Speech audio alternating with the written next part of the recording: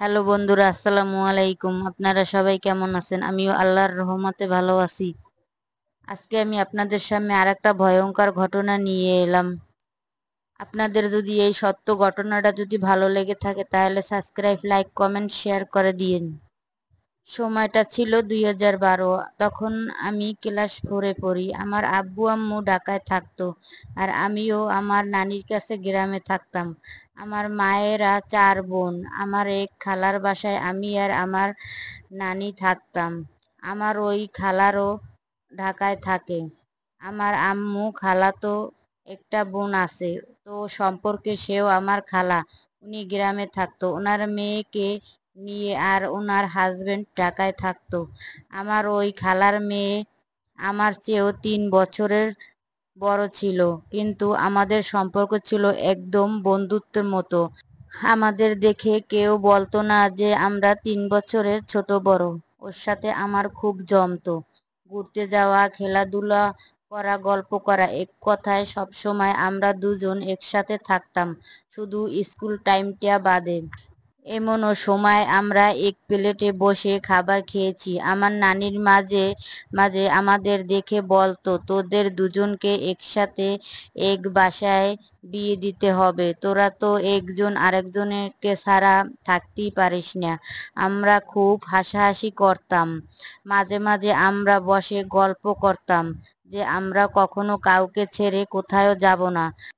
আর আমাদের এত মিলের সবচেয়ে বড় কারণ হলো আমরা দেখতে প্রায় একরকম ছিলাম।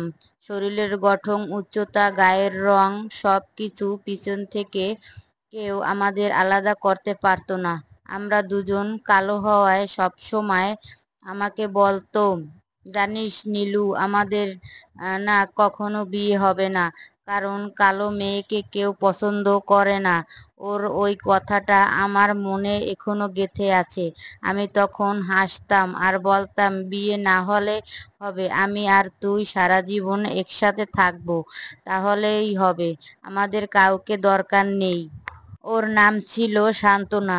আমরা গ্রামে আরো কিছু মেয়ে রোজ ওদের বাড়ির উঠোনে খেলা করতাম।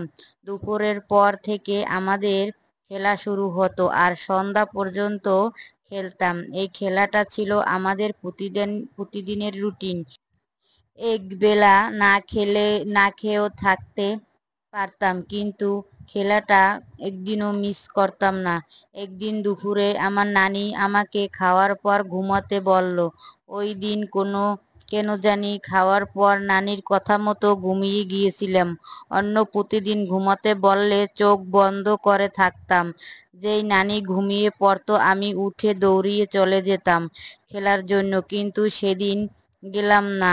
আর অদ্ভুত বিষয়, সেদিন গ্রামে একটা মেয়েও সান্ত্বনাদের বাড়িতে খেলার জন্য যায়নি। আমি ঘুমিয়ে ঘুমিয়ে মধ্যে কেমন একটা চিল্লাচিল্লি শুনতে পাচ্ছিলাম, সান্ত্বনাকে নিয়ে কোনো কথা হচ্ছে। আমি ঘুম ঘুম চোখে মাথা উঁচু করে ভালোভাবে শোনার চেষ্টা করলাম। তখনই আমার এক মামা একদিকে দৌড়িয়ে আসছিল। আমি উঠে গিয়ে তাকে জিজ্ঞেস করলাম, কি হয়েছে মামা? মামা আমাকে যা বলল তাতে আমার ঘুম উড়ে গেল। আমি যেন মাটিতে দাঁড়িয়ে থাকতে পারছিলাম না, পুরো শরীর কাঁপছিল।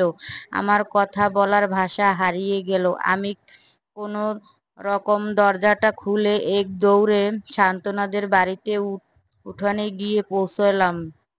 গ্রামের সব মানুষ উঠানে উপস্থিত। আমার পরের ঘটনাটা আমি পরের ভিডিওতে দিব। সাবস্ক্রাইব করে পাশে থাকবেন।